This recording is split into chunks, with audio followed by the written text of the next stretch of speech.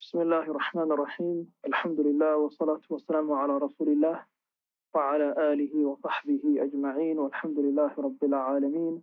Allahumma la sahla illa ma ja'altahu sahla wa anta taj'alul hazna idha shi'ta sahla. Rabbi shrah li sadri wa yassir li amri wahlul 'uqdatan min lisani yafqahu qawli. ربنا آتنا في الدنيا حسنة وفي الآخرة حسنة وقنا عذاب النار. Inshallah, just to kind of maybe just give a brief recap, inshallah. Last week we were speaking a little bit about the nature of knowledge. So we spoke about how some of the usuliyin defined what knowledge is. So al-usul, the usuliyin or the ulama of usul, they found it to be a really important subject matter to really understand what knowledge is, simply because of the fact that not only is it something that's extremely important in our religion, but also to understand exactly what knowledge entails. So everything that comes as a branch of knowledge itself really is something which is very important to know. So they kind of began with defining what knowledge is, because in order for us to be able to establish any type of ruling or to establish fiqh in any capacity, a person needs to understand what knowledge truly is. But by establishing a ruling, does it mean that the scholar or the mujtahid or the person who is establishing the hukum, does he have to have innate knowledge or intimate knowledge of the subject? So this is the reason why some of the scholars would even debate about what knowledge actually meant. And in this section that we've reached last week, the author, he mentions two types of knowledge. So he separates it into two different categories. So he mentions and he says, وَالْعِلْمُ ضَرْبَانِ, knowledge is of two types. And it's very important for us to understand this. If I know something, or if I were to inform you of something, or if Allah subhanahu wa ta'ala were to inform you of knowledge, something that Allah subhanahu wa ta'ala knows, do we call it that Allah has knowledge of that thing? Or because Allah subhanahu wa ta'ala knows everything, we don't call it by that? Can knowledge only be something that's acquired? So meaning if it's acquired, there has to have been a point in your history that you didn't know what it was before. So there was a point in history where you did not know it and you acquired that information and that knowledge. Therefore, is that what makes knowledge knowledge? Or is knowledge something that's by necessity? So, for example, I don't need you to teach me that fire burns. That's something I know by necessity. Can it be said that me knowing that fire burns is knowledge? So it's not something which is necessarily acquired knowledge, but it's something that most of us already know. And that's what we determine through our sensory capabilities. So something that we smell, something that we taste, can we call that knowledge? The author here in this section, he speaks about what knowledge actually is, and he separates it into two different categories. He says, وَالْعِلْمُ ضَرْبَانِ, knowledge is of two types. قَدِيمٌ وَمُحْدَثٌ, knowledge which is pre-eternal. What does pre-eternal knowledge mean? Knowledge that Allah subhanahu wa ta'ala knows, the knowledge of Allah. Allah subhanahu wa ta'ala knows everything, and what Allah subhanahu wa ta'ala he knows in his knowledge is not confined or restricted to a specific time or to a specific subject or to only specific particular issues. Allah subhanahu wa ta'ala's knowledge is all encompassing of everything in every single intricacy and detail. And Allah subhanahu wa ta'ala knew it before, so it's called pre-eternal. It's something that Allah subhanahu wa ta'ala knew min qadim al-zaman. So it's called qadim. And then there's knowledge which is muhdath, meaning it's knowledge that came into being. And that's what's often referred to as the knowledge that me and you have. So that means already there's a category that separates the knowledge that Allah subhanahu wa ta'ala has and the knowledge that we have. Allah subhanahu wa ta'ala knowing something is very different to me and you knowing something. For me and you to have known something or to have come to an understanding of anything, it had to be either of two things. Either it's something we acquired. Allah subhanahu wa ta'ala says in the Quran, وَاللَّهُ أَخْرَجَكُم مِّن بُطُونِ أُمَّهَاتِكُمْ لَا تَعْلَمُونَ شَيْئًا. Allah extracted you from the wombs of your mothers and you had no knowledge of anything. So everything that we have is either acquired knowledge, which the ulama they call, of the usuliyin, they call muktasab, knowledge which was taken. Iktisab is when you take something. So iktasaba, you've taken something that you didn't previously have. It didn't belong to you, but you took it. You acquired that knowledge. And now it became part of who you are.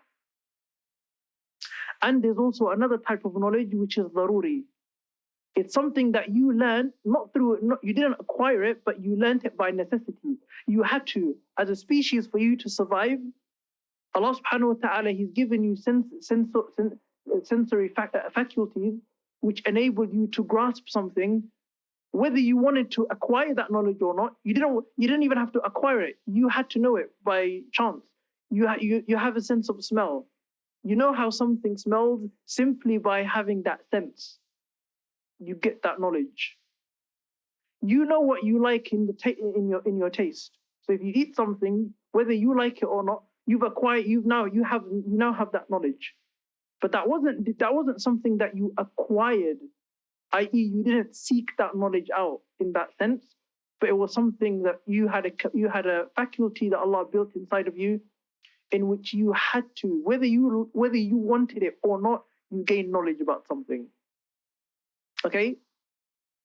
Sense of touch, and all of the different five senses that Allah subhanahu wa ta'ala has given us. So the author, he mentions the knowledges of two categories.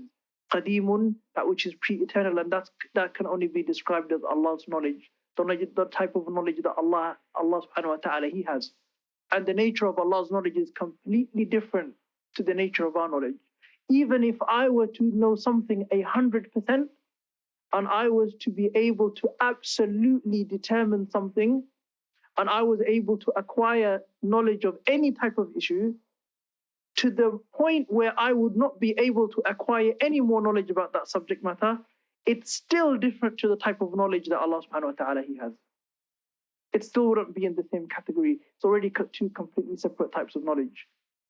And I think that's something we all need to appreciate, because it goes to show you that the nature of Allah's knowledge and what we know are two completely different things.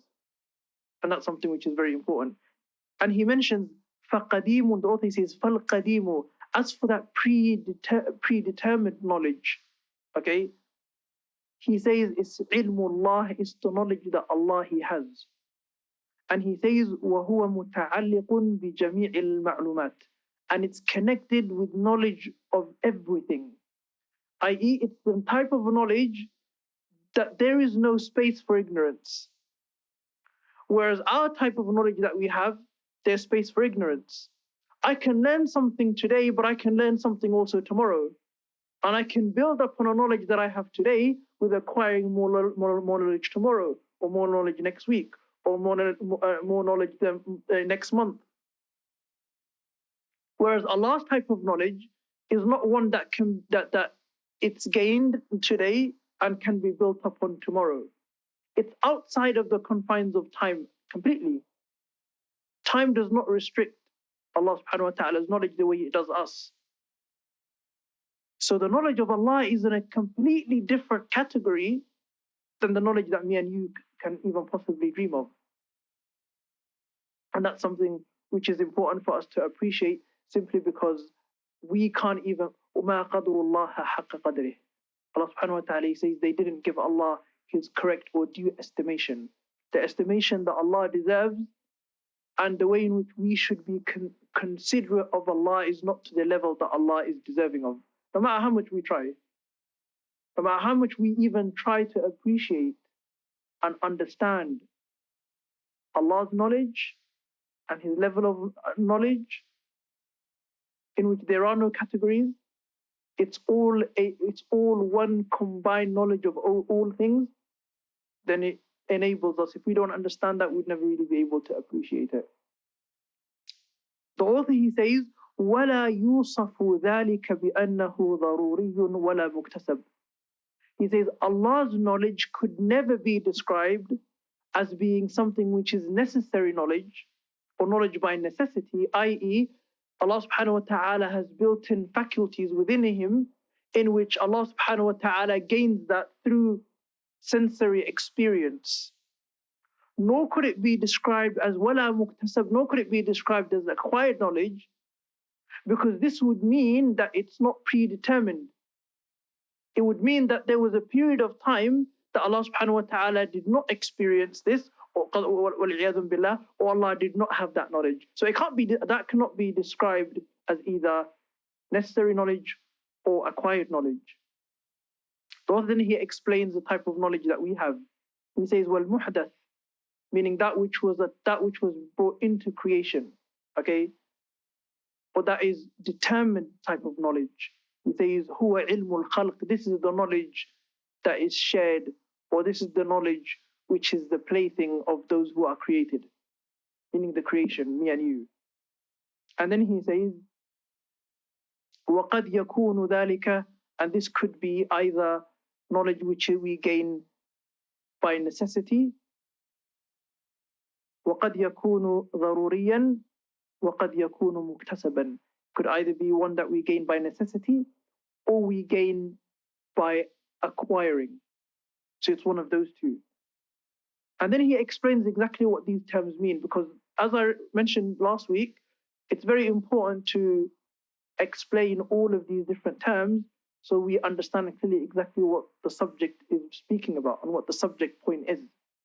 So he mentions فَالضَّرُورِيُّ, what necessary knowledge means is كُلُّ عِلْمٍ لَزِمَ الْمَخْلُوقُ عَلَى وَجْهٍ لَا يُمْكِنُهُ دَفْعُهُ عَنْ نَفْسِهِ بِشَكٍّ وَلَا شُبْهَةٍ.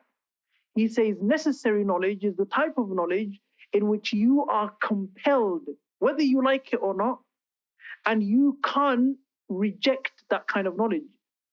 It comes to you and you don't have the option to say, this is not something I want to know. This is not something I want to learn about. This is not something I want to acquire. I don't want to know about this.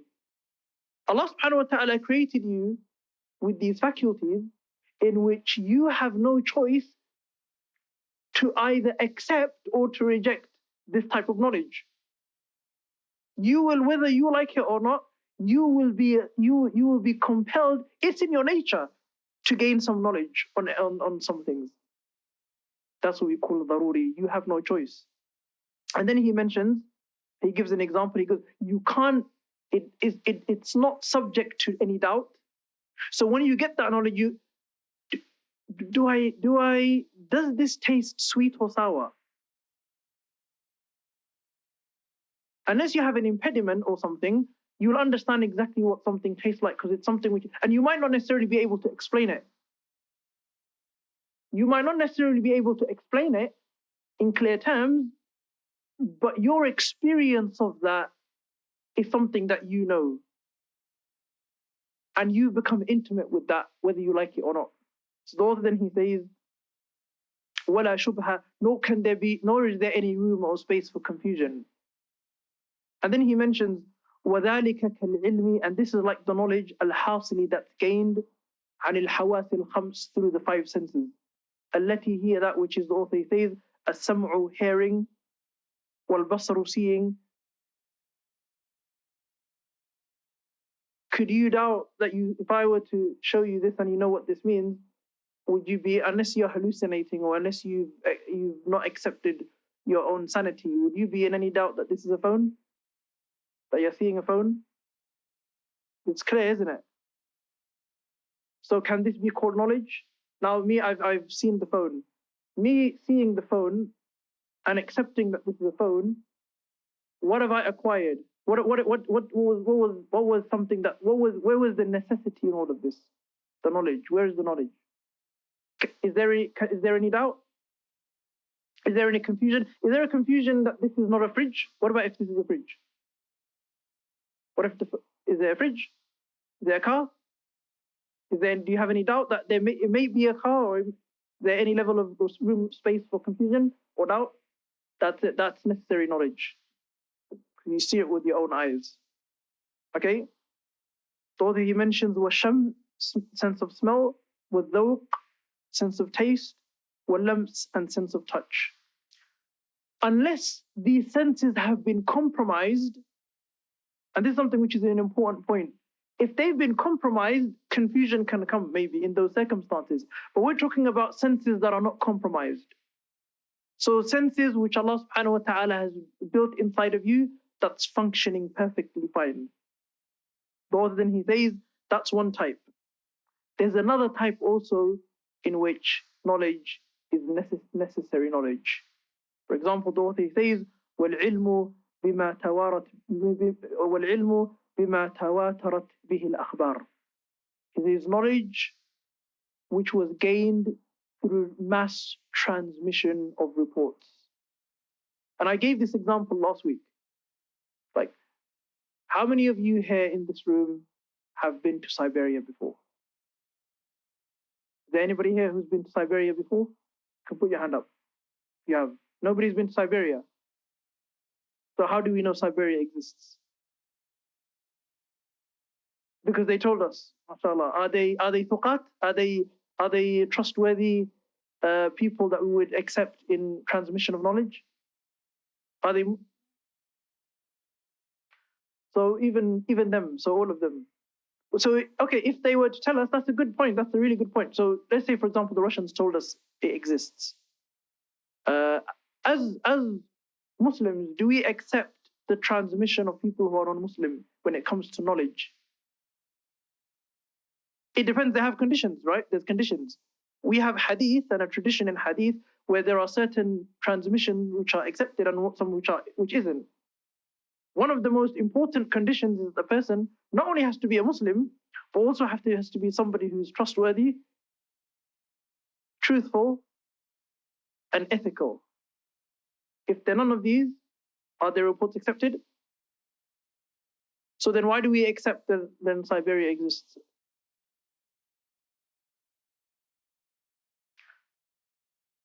I mean, I could make up, I mean, the people made up some countries. You have made up countries in films, in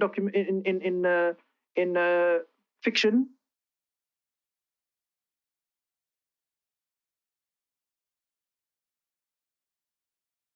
Okay, I'm getting close, mashallah.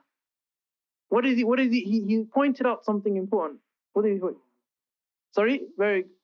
Jazakumullah khair. So, something which is mass transmitted, in which it could never have been concocted as a lie at all. Under no circumstances could people who have come together and say, look, we're going to make up a country, and we're all gonna sit around a table, and we're going to make up this country, and we're going to make everybody in the world believe that this place exists when it actually doesn't exist.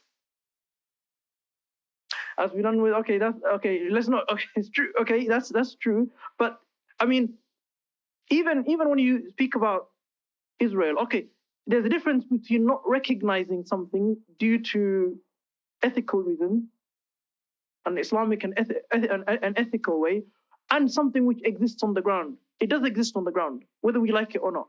Is that not the case? Does not that system not exist? It does, isn't it? Yes or no? So it does. Although, looking at it from an ethical standpoint, we can say that we don't recognize the right of something. We don't recognize the right of people's homes, people to have been expelled from their homes in the creation of something. That's a completely different argument and a completely different viewpoint. But the point I'm making is, the reason why we say these things exist is because there's been mass transmission, and it's impossible that it could have been concocted. That is accepted in the Islamic tradition without the need or requirement for us to establish its authenticity. So, for example, when it comes to knowledge of hadith, why do scholars have to grade a hadith and say this hadith is authentic, and this hadith is sound, and this hadith is weak, and this hadith is fabricated? Why do they have to sift through these ahadith and give each hadith a grading, where they don't do the same with the Quran? Why is that? Because the Quran was also transmitted to us, wasn't it? From previous generations. I mentioned this, I think, last week. Who was here last week? Anybody? What did we mention? Sorry? No problem. Anybody? Why is it that we accept? Why do we grade hadith in the first place? Sorry?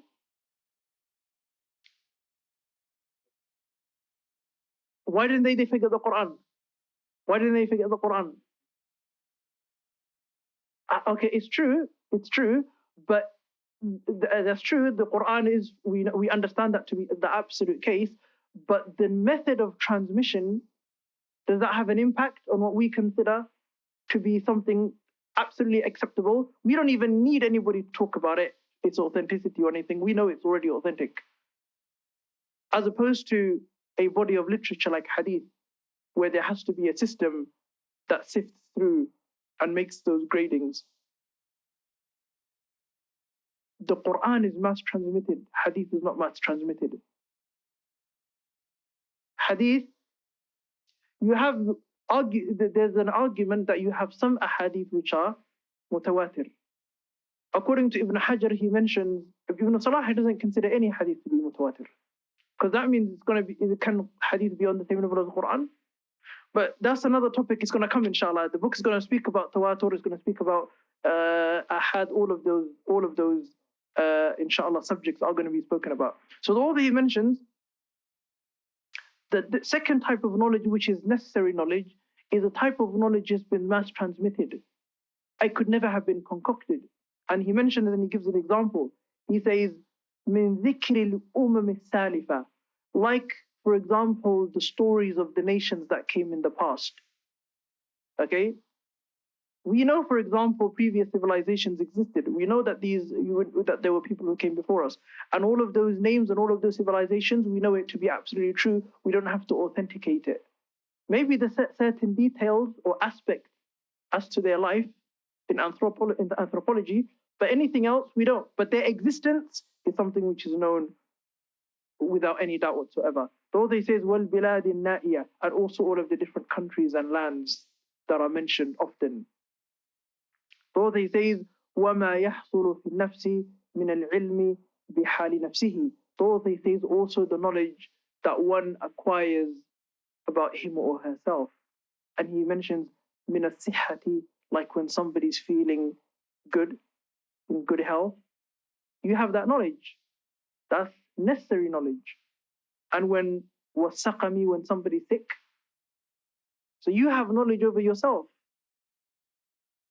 And that's knowledge for you to feel unwell, to feel well, to know when you're feeling well, to know when you're feeling unwell, to know when you're happy, to know when you're sad. This is knowledge that Allah subhanahu wa ta'ala has built inside of you. And you can't reject that kind of knowledge. You know that you are sad. You know that you are happy. You know that you're angry. You know that you're upset. That's a knowledge that you know about yourself. And it's not something that you can reject. We will take the questions towards the end, inshallah. Then he says, وَالْغَمْ, when you're feeling sad. وَالْفَرَحْ, when you're feeling happy. وَمَا يَعْلَمَهُ مِنْ غَيْرِهِ مِنَ النَّشَاطِ وَالْفَرَحِ وَالْغَمِّ وَالتَّرَحِ. So the author says when somebody knows, for example, regarding themselves or others as well. So for example, when you see somebody else and you see them smiling, are you going to assume that they're angry when you see them smiling? In normal circumstances, you know automatically if a person's happy and he's joyful or she's joyful, you know that they're happy. That's knowledge that you've gained. Just by looking at them and observing, you've gained knowledge. You've looked at them and you have knowledge now. You've gained, you have absolute knowledge that this person is happy. You can't reject that kind of knowledge. The author says also when somebody's feeling down, when somebody's feeling depressed, and also when somebody's feeling fearful, and when somebody's feeling frightful. You can see these expressions on their face, gives you necessary knowledge, type of knowledge that you wouldn't be able to reject. And the author says, وَمَا أَشْبَهَهُ مِمَّا يَضُرُّ إِلَى مَعْرِفَتِهِ. And the author says, and these are just some examples, there are other examples of this type of knowledge that you, by your very nature and your disposition, you have to acknowledge and understand. You know it just by virtue of you being a human being. And then the author gives information about knowledge which is acquired. And the author says, وَالْمُكْتَسَبْ, as for knowledge which is gained or acquired, he says, كُلُّ عِلْمٍ يَقَعُ عَنْ نَظَرٍ وَاسْتِدْلَالٍ. Says every type of knowledge that's gained through examination, okay, and through inference. Inference is, for example, you see something and that's an indication of something, okay? So, for example, you see smoke, so that you've inferred that there may be a fire, okay? So that's what dalil is called. So what is dalil? Dalil is something which is a murshid. It guides you to another type of knowledge. So it's something, it's a knowledge in and of itself, but it guides you also to another type of knowledge. Okay? So that's why they use dalil for it when they say, for example, when it is a ruling of something, when it's establishing a ruling of any kind, you say, the dalil or the evidence for this is because Allah said this, or the Prophet ﷺ said that. Because that piece of knowledge gives us an indication of something. So we infer something from this knowledge. So the author says, acquired knowledge is every type of knowledge that's through examination. You've examined something, you've analyzed something, and also through inference. And then he gives examples. The author says, كَالْعِلْمِ بِحُدُوثِ الْعَالَمِ, like knowledge that we know and understanding that we've gained and acquired regarding that the earth is created. The reason why the author he mentions this point is because there were people who came in the past who truly believed that the earth existed forever and the earth itself was pre-eternal. There were some philosophers who believed in this point, very much so. So much so that Imam al-Ghazali, he wrote an entire book in this regard and called it At-Tahafut al-Falasifa. So he spoke about some of the philosophers and some of the kind of understanding that they had regarding some of these issues. And this is one of the points in which he said, this is something that goes in complete contradiction to the principles of our religion and Islam. So he mentions, this is something that we know through acquired knowledge. Meaning, when somebody's born, they might not necessarily, and they haven't been impacted, they have an understanding of Allah, they might have an understanding of their surroundings, but this knowledge has to be acquired. The knowledge of believing in Allah itself is an acquired knowledge. Although many of us think it's necessity, right? How many of us believe it's necessary knowledge? Allah subhanahu wa ta'ala. So when we're born, if we're left to ourselves, okay, we're not influenced by the elements, no mainstream culture, no popular culture, all of that kind of stuff, that doesn't exist, and we are left to our own devices. Would we be able to come to the knowledge of Allah by ourselves without any influence, outside influence, just by ourselves? Would we be, and if we did, let's say for example we did, and we said Allah exists, would that be described as necessary knowledge or acquired knowledge? Did we acquire that knowledge, or was it built in? Sorry? It has to be built in because there's a fitrah. Okay. Even though the fitrah exists, and even though through the fitrah we are able to determine, and we are able, if we use our intellect correctly, we are able to make an inference and understand and come to the conclusion that God exists. Is that acquired or is that necessary? Necessary. Which one?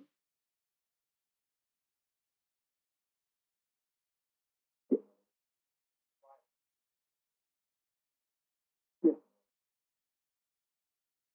Yeah.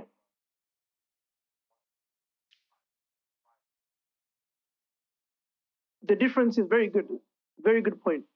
That's true. That is true. Okay, so he gives an example of, if you, okay, we mentioned, for example, the sense of touch. That's a necessary knowledge. But if I touch the fire, I acquired that knowledge. But are you able to reject that knowledge? That's where the difference lies. And the terminology could be weak in that regard. For example, there's not really any good translation when you are really describing the words like al-daruri and muktasab. Al-daruri is really something which is by necessity. You can't really do anything about it. You will learn it. You might not have known it in the past, but it's built in you. It's in your system. you can't say no. It will come to you. You will have knowledge over those things. Whereas muktasab means it's something that you acquired through either you examining something and analyzing something, okay, or you inferred something through the understanding of something. Yeah. Does that make sense? Yeah. It's acquired, actually. It's acquired knowledge. So the author, he mentions the knowledge that we have, كالعلم بحدوث العالم, the knowledge that we acquire and the determination that we make that the earth was created.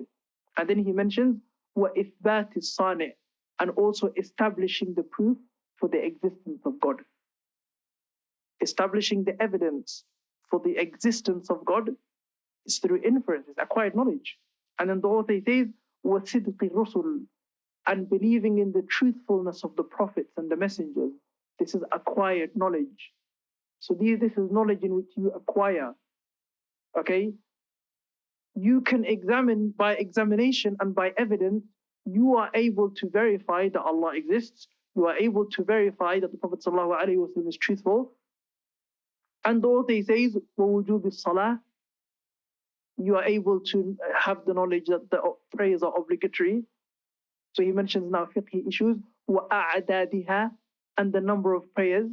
And the author says, وَوُجُوبِ الزَّكَاةِ, and the obligatory nature of zakah, وَنُصُبِهَا, and its threshold amounts. For those who studied Kitab al-Zakah, every different type of wealth has a specific threshold amount that a person has to have before it becomes obligatory for them to give zakah.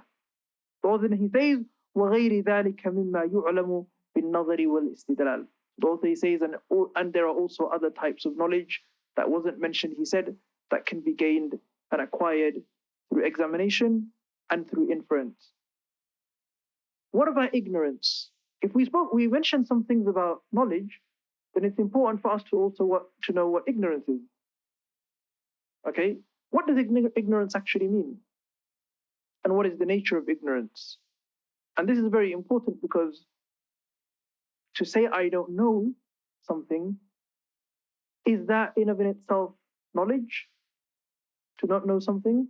Remember the story of Imam Malik, radiallahu anhu, when somebody came to him all the way from Al-Andalus and Al-Maghrib, and they came in order to ask him questions. And out of all of the questions, he probably answered only 6. Some of the variations say 6, 7, out of a set of questions of 50, up to 50, some say. And the person was really surprised because everybody in Al-Andalus and Al-Maghrib knows who Imam Malik is. So this is the Imam of the entire Muslim world. This is Faqih al-Asr. This is Al-Muhaddith, Imam Malik, from the Ai-Imma, the student of the companion of the Prophet companions of the Prophet sallallahu alaihi wasallam, from the people of Hijaz, the ulama of Hijaz, from the tradition of Medina. He lived with the Tabi'een. His teacher was from the Tabi'een. His ulama was from the Tabi'een, generation of the Tabi'een. And he only answered 6. And he said, when he said, oh, what am I going to tell the people? I said, tell them Imam Malik doesn't know. Just, that's it. Tell them Imam Malik doesn't know. If I don't know, I don't know. Sah? You don't know, you don't know. Is that knowledge? That's interesting. Sah? The author he says, وَحَدُّ الْجَهْلِ, the had, or to explain properly what ignorance means, the author he says, تَصُوُّرُ الْمَعْلُومِ عَلَى خِلَافِ مَا هُوَ بِهِ. Says to conceptualize something that doesn't reflect its reality. But really what this is not just ignorance, it's ignorance, but it's the worst type of ignorance. Because what is referred to as al-jahl murakkab, compounded ignorance. Compounded ignorance is when you think you know something, when actual reality is that it doesn't reflect the actual reality.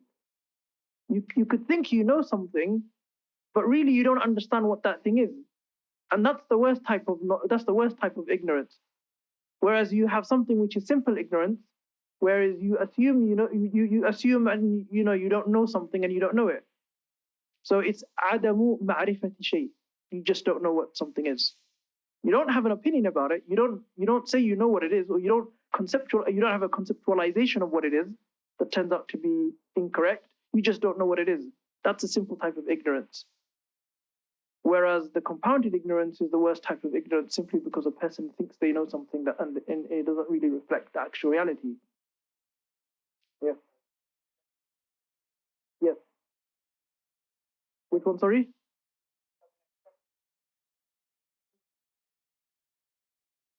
Yeah.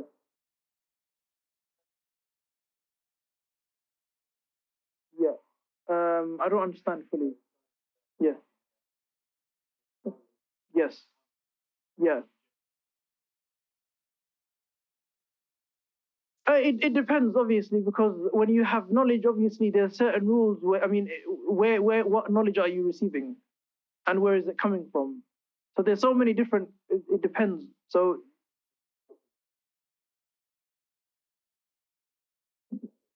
yeah,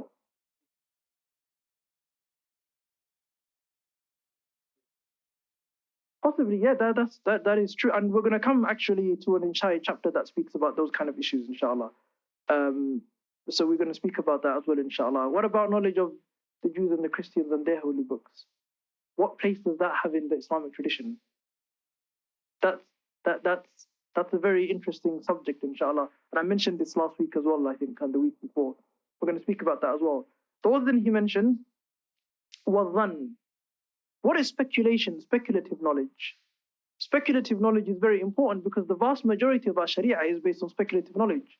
The vast majority of the hadith that we have today, whether it's in Bukhari or Muslim or all of the books of hadith that we have, every single one of the books of hadith we have, not only is it speculative in its establishment, but it's also speculative then it's also speculative in its ruling and judgment, and that what is inferred from it.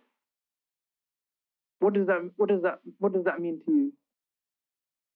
We'll mention what that means. The author says, وَظَنْ, speculative knowledge, تَجْوِيزُ أَمْرَيْن, the possibility of two things. He's giving a ta'rif or an explanation or a definition.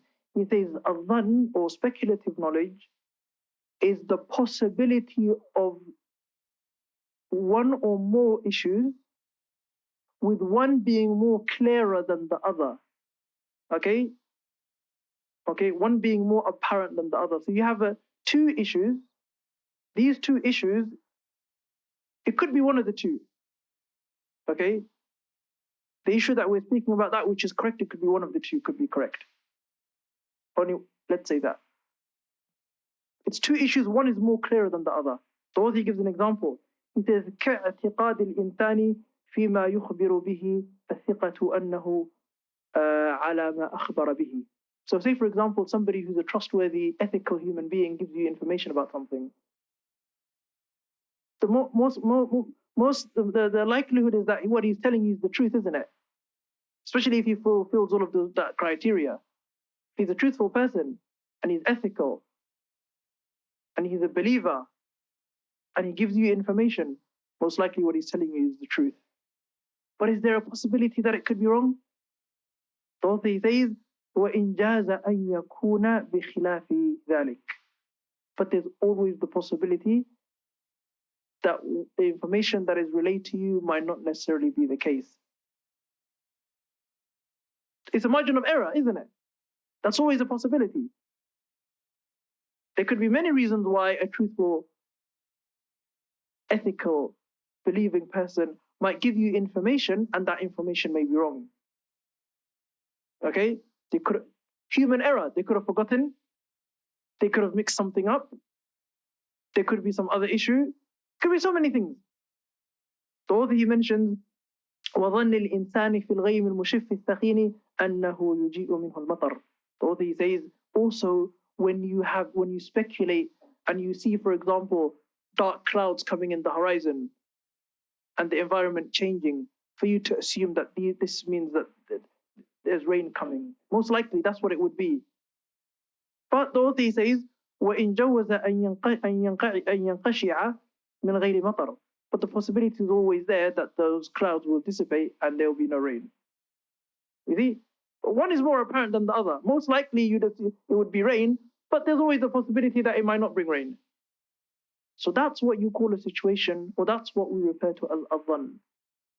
So if you were to look at it from a spectrum, and this is important in fiqh, if you're studying fiqh, this is very important, and usul as well. You have doubt, which is number 50, you have 50. 50, which is doubt. You don't know which way it is. You have absolutely no understanding of which way it is, so that's 50. Then you have something which is called waham. And a waham is, there's a level of confusion. So that's from 0 to 59. Then you have dhann, which is speculation. That's anywhere from 51 to 99. And anywhere from between 51 to 99 is where the vast majority of our sharia lies. And then you have 100, which is, yes, absolutely, the establishment of Quran, for example. 100, which is what we refer to as definitive knowledge, yaqini. That which is absolutely definitive. Rather than he says, وَاعْتِقَادِ الْمُجْتَهِدِينَ فِي مَا يَفْتُونَ بِهِ فِي مَسَائِلِ الْخِلَافِ. So he says, also this is a reflection, meaning dhann, speculative knowledge, of the mujtahideen, those people and the ulama who do ijtihad in those issues that they give fatwa regarding. So for example, today when you want to go to a sheikh and you ask him or her for a fatwa, and they give you an answer and they tell you something and they give you the information, that is something which in its nature is speculative, because it's predetermined by having to show evidence for something, unless they're telling you this verse of Quran, this is what Allah subhanahu wa ta'ala says, and they quote you a verse from Quran as an example. But if it's masail al-khilaf, the author says, which is those issues where there's a legitimate difference of opinion, then that by virtue of that being a mas'ala khilafiyah, automatically it goes into the category of being knowledge which is speculative. So he says, وَإِن جَوَزُوا أَن يَكُونَ الْأَمْرَ بِخِلَافِ ذَلك. So he says there's always that possibility that the fatwa that they give you, could it be wrong? Is there a possibility? Can, for example, if a sheikh gives you an answer to a question that you have, is there a possibility that he or she could give you the wrong information? Absolutely. What about doubt? What does doubt mean? Doubt is important in establishing rulings in fiqh. Because a person who has any type of doubt, there's a ruling for somebody for somebody who's a mujtahid, somebody who's an expert in knowledge of fiqh. If they have a doubt, there's a ruling regarding how they should approach an issue. What is it? Does anybody know? Okay, very good. Okay, there's a hadith that but this is a situation where he cannot go to something else. There's an issue that he or she is dealing with. For example, there's an issue about a specific subject that needs an answer, and they're completely doubtful. Let's say the reason why is because they don't have all of the information that is required. What do they have to do? Okay, wallahu a'lam, yeah, of course, wallahu a'lam. But wallahu a'lam is for example, is a means to an end. So hopefully they want to go towards the final destination in trying to understand what the answer is. Everything. Like for example, Abdullah ibn Mas'ud radiallahu anhu, he was asked a question once regarding a specific question about inheritance. He was asked a question about inheritance once, and he said, I don't know any verse in the Quran that speaks about that, and I don't know any tradition from the Prophet ﷺ that speaks about that. What did he do? He say, I'll have to tell you, I do apologize, but I'm going to have to leave you to your own devices, and I'm going to have to let you guys go now. Is that what he said? What do you think he said? What would a great companion like Abdullah ibn Mas'ud say? Sorry? That's a very good point. But that's a possibility. Sometimes what they would do is they would signpost somebody to another companion. So they would say, I can't give you this information, but I know somebody who can. But he didn't do this in this instance. What do you think he did? Sorry? He could have, that would be the same as saying to him, I have nothing for you, ma'asalama, I'm sorry. But he gave them something. Sorry? He gave them an answer. That's a good question. How? How could he give an answer if it's not in the Quran and it's not in the Hadith? How could you give an answer? Can you give an answer if you don't find anything in the Quran? You don't find anything in the Hadith? Is that the only mechanism that the Mujtahideen have in order to establish a ruling? What happened to Qiyas? What happened to Ijma? What happened to Qawl al-Sahabi? What happened to all of the different mechanisms and tools that exist within the framework of the Sharia that allows a ruling to be established? So he said, "Ajtahidu fihi kada." He said, I don't have it, but my ijtihad and my intuition and understanding of the traditions and what I know from before in the past, and the faculties that Allah has given me, and the tools that I have at my disposal, that the Prophet ﷺ taught me through all of the years that I was with him, I give the ruling to be this and that. So he did ijtihad. The first of the companions to do ijtihad independently without referring to Quran and Sunnah. Without referring to Quran and Sunnah. Abdullah ibn Mas'ud. So that's really interesting. But he did that with the tools. You have to have a certain amount of knowledge, and there's going to be an entire chapter of what those conditions are for a person to be able to do exactly that.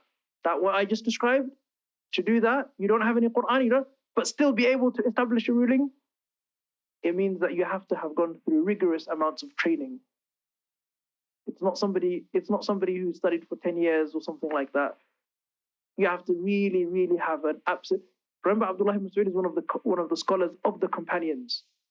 So he was in an elite category of people, even amongst the companions. The companions are an elite group anyway.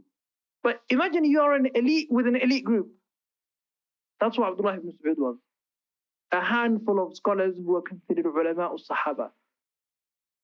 Though then he says, وَشَكُّ, as for doubt, تَجْوِيزُ أَمْرَيْنِ لَا مَزِيَّةَ لِأَحَدِهِمَا عَلَى الْآخَرِ. The author says doubt is when there's a possibility of more than one possibility, but there is no way in which one is understanding or one comes to the conclusion that one is more apparent than the other. Meaning it's just absolute. There's an inability to determine the accuracy of any possibility over the other possibility. And he gives an example. He says, كَشَكِّ الْإِنسَانِ فِي الْغَيْمِ غَيْرِ الْمُشَفِّ أَنَّهُ يَكُونُ مِنْهُ مَطَرٌ أَوْ أَمْ. So the author says, like for example, any type of clouds that you see, they're good examples. A cloud that you see, but this cloud doesn't look like rain clouds. It just looks like any cloud. I mean, it could be, it might be, it might not be. Just seeing clouds, there might be rain, there might not be rain. So then he says, وَشَكِّ الْمُجْتَهِدِ فِيمَا لَمْ يُقْطَعْ بِهِ مِنَ الْأَقْوَالِ. So there is also the doubt that may occur to a scholar when it comes to establishing a correct opinion from amongst many different opinions. Okay? Especially if those different opinions are all sound, and at that moment in time, there's nothing that they can utilize within their capacity to determine one's veracity over the other. So then he says, وغير ذلك من الأمور التي لا يغلب فيها أحد التجويزين على الآخر. So he says, and also any other possibility in which one opinion could not be determined over another. And Allah subhanahu wa ta'ala, He knows best. Be patient, inshallah, because usually, I can imagine like this is a very, very dry, maybe uninteresting subject matter for many people. But usually these kind of subjects or these kind of studies are the ones that every single scholar of the past had to undergo and understand in order to be able to know anything about fiqh, for example. It's easy for somebody to say to you, the ruling is this and that, and you go with that. But if you don't ever understand the mechanisms and how and why, then you'll never truly be able to appreciate it, nor would you ever be able to go on that journey yourself. So it's important to understand all of these, because this is the road that they've been through. It's dry, it might sometimes be very boring, it might not be entertaining, sometimes it might sound very philosophical, Sometimes it might not sound, it might sound a little bit, sometimes it might even sound like it's not needed. But when you really kind of understand this and go through these types of texts, which require you to really try and understand something properly, that's when your knowledge increases. So it's really important for you to be patient with this type of knowledge. It's very easy to be patient with knowledge that is fun to learn or that's exciting to learn. But your real test comes when something's really difficult or challenging or boring or uninteresting. But you know the importance of it, you understand its importance, and you grind through it and you work hard. That's the path of all of the people of the past when they went to seek knowledge. So it's a painful path, but it's one that's worth the journey. Inshallah, we'll conclude it with that, inshallah. Next week, we're going to be speaking about the nature of examination and the nature of evidence, inshallah. Are there any questions, inshallah? Sallallahu wa sallam ala nabiyyina Muhammad. Anybody has any question, inshallah? There was a question somebody had before. Yes, go ahead. Yes, go ahead.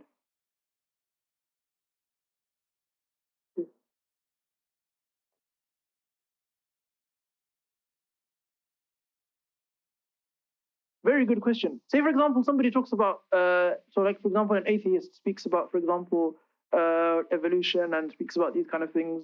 Would that be ignorance? Would that be considered ignorance? Well, it depends. If what they're saying, which in most likelihood is incorrect, it would be considered ignorance according to our tradition, because the conclusion that they derive from what they know means that God doesn't exist, which is the entirety of the point.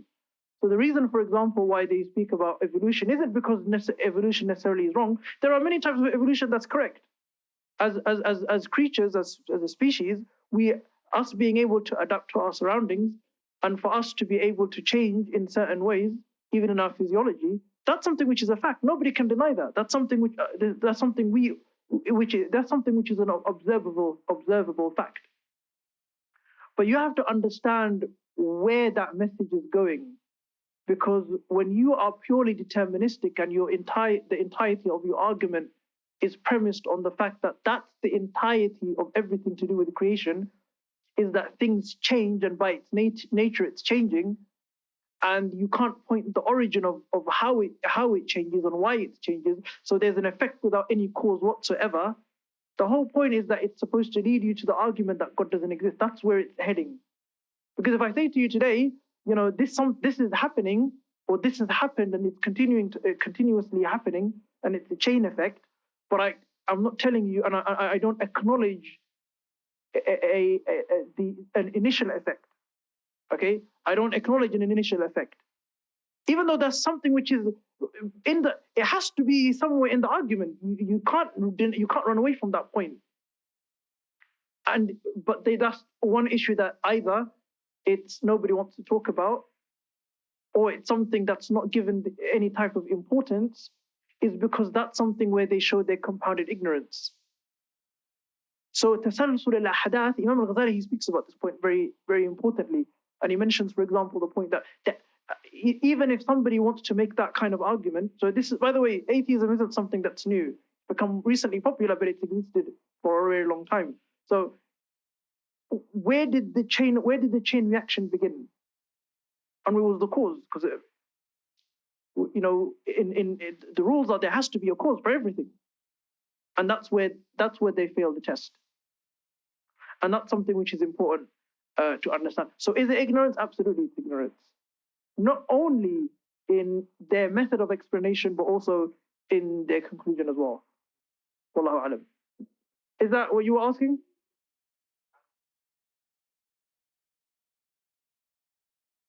Yeah. Their version of events. Yeah. Of course. Yeah. You can agree with some of the particulars. Just because somebody's overall message is incorrect doesn't necessarily mean that you reject the particulars of their argument. So there may be some things or some elements of what they are arguing that may be very truthful. Okay? So for example, okay, maybe there was a Big Bang. Okay? But does that disprove the existence of God? Okay, so let's say, for example, there was some elements of evolution, okay, like microevolution, for example, which we all accept as factual. Does that disprove the existence of God? So you can agree with the particulars, but you can reject the entire premise. So that's something which is an important way of articulation and understanding, being able to determine and not necessarily reject everything. And it takes really a good depth of understanding or knowledge to be able to decipher the nuance. Okay, you don't necessarily need to reject.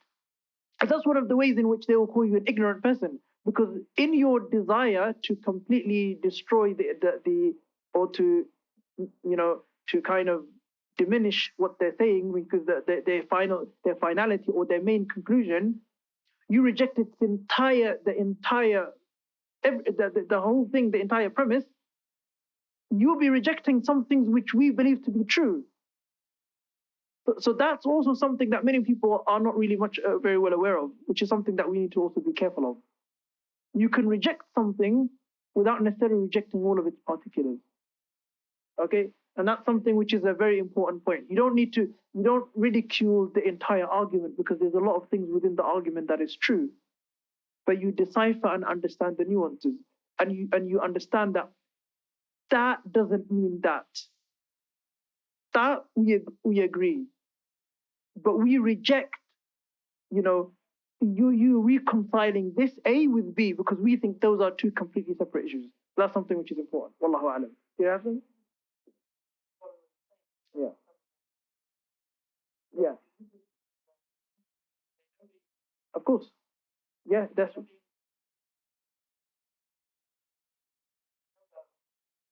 yeah.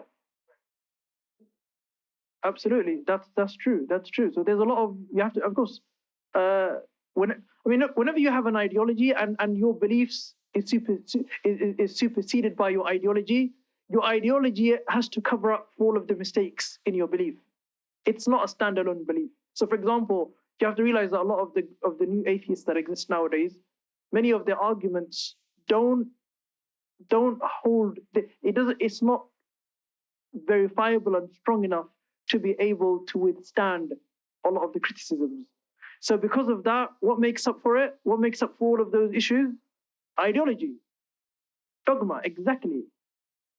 And unfortunately, that's something which exists with many religions as well. Because of ignorance, they don't understand, especially even in our religion as well. Many people, because they don't understand and have knowledge of our religion, but in their desire to defend it, they make the mistake of saying something which is not true.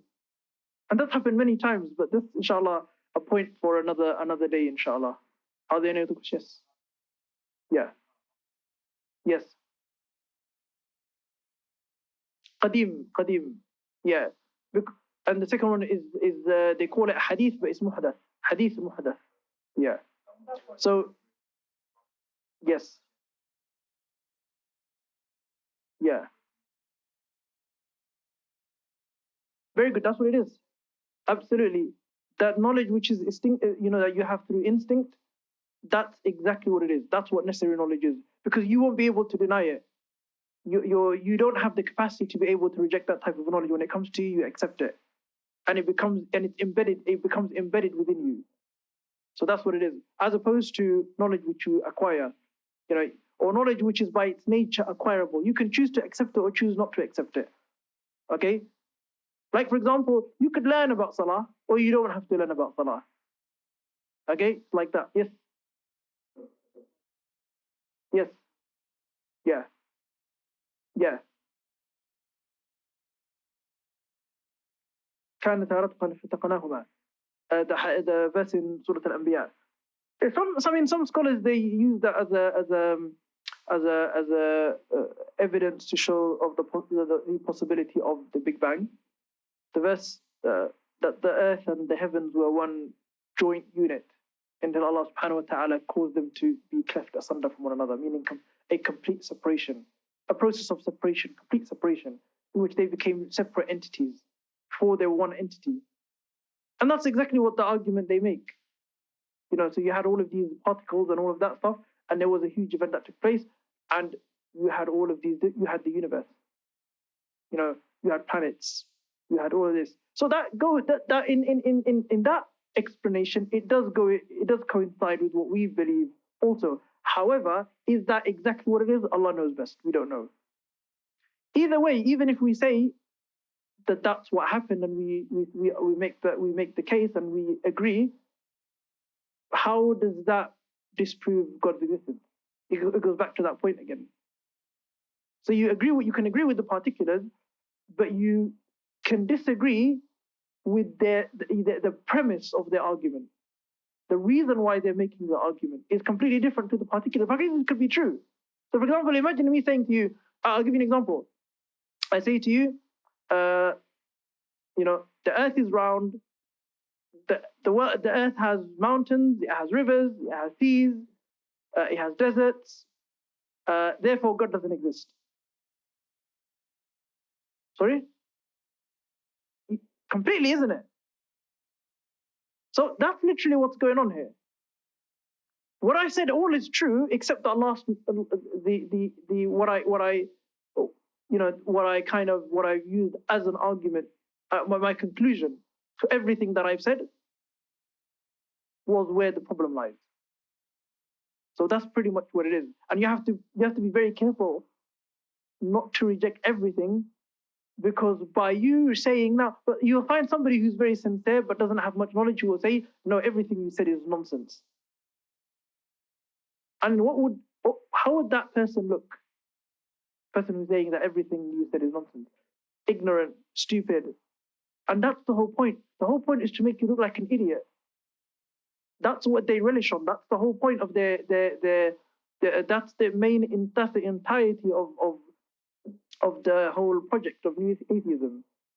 Anybody who disagrees is an imbecile, is an idiot, is a fool, doesn't know anything, is backward, doesn't have any rationale, doesn't have any intelligence, all of that stuff. So you have to be very, very careful, inshallah, not to reject something which is true. Yeah, yes, go ahead.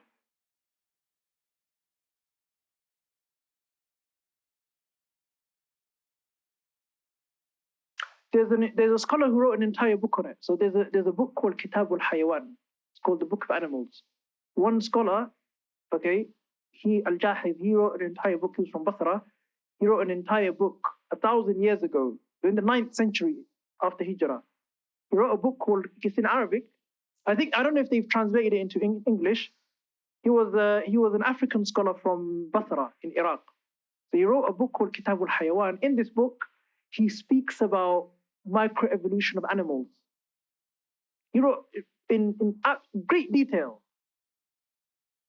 In great detail about the particular, about particular evolution of animals. For example, speaks about how they grow to adapt in their environments. So he speaks about, for example, land-based animals. How do they adapt to their environment? How do their bodies change? How does their skin change? So all of these elements he speaks about it. But of course, this is in the 9th century after Hijrah. So it's a book called Kitab al-Hayawanat. Very, very good book. He was a Mu'tazili scholar, so he wasn't necessarily what you would describe as being from the mainstream Sunni schools of the religion. He was a Mu'tazili scholar, but the book is absolutely an amazing book, simply because he speaks about something which is observable. There's absolutely everything that he mentioned is correct.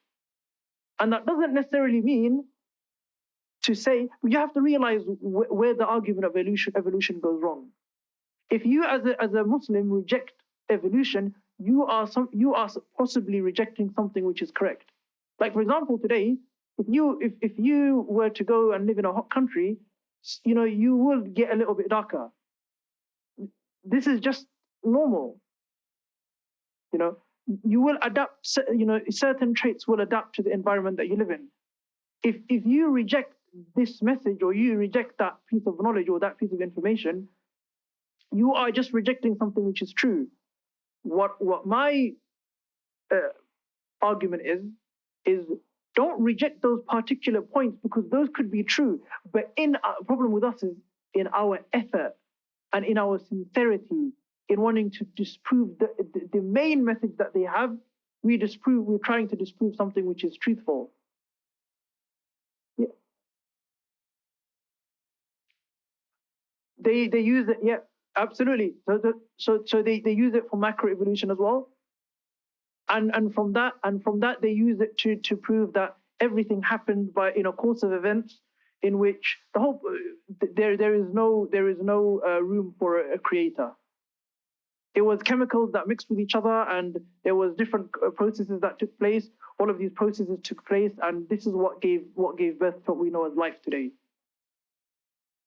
But it cannot be exactly. That's the exact point. So it's something which is not determinable. So it's an argument that they have, a premise that's not determinable, and from all of these particulars that exist that we know that are observable and we can accept, they want to use that as evidence to show you that there is no creator and everything happened all by itself. That's the entirety of their message. So it's important to understand that the particulars could be correct in many cases, but the main message is what we reject as Muslims. Okay? And that's a distinction that we all have to make. And be very careful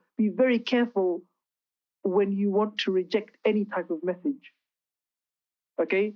Because understand that often what happens is a lot of it is embedded with some truth. Don't reject the truth. Okay? Everything comes from Allah. The truth is from Allah. Okay? That which is incorrect, you don't have to even be bothered with it, because the argument is always going to be flimsy and weak anyway. Wallahu alam. So I think that's just a main message, inshallah, that I have regarding that, inshallah. Is always be very conscious, inshallah, of those issues and those points, inshallah. That's something that many of, especially the youngsters, many of us, in our passion, in our sincerity and genuine desire to defend our religion, what sometimes we do is we make those kind of simple mistakes. We reject something which is true in our desire to defend, the message. The reality is that you have to be very careful, inshallah, and you have to be very analytical and understand exactly what they're saying. To understand, you have to pay attention, and you have to realize that the flaws will come out. Everything is full of flaws. The entirety of the argument. If you understand and you pay attention, you'll be able to pick it up easily and pick it off one by one. Wallahu alam. Are there any questions, inshallah? Are we done? جزاكم الله خير إن شاء الله. بارك الله فيكم. Take care إن شاء الله. Assalamu alaikum.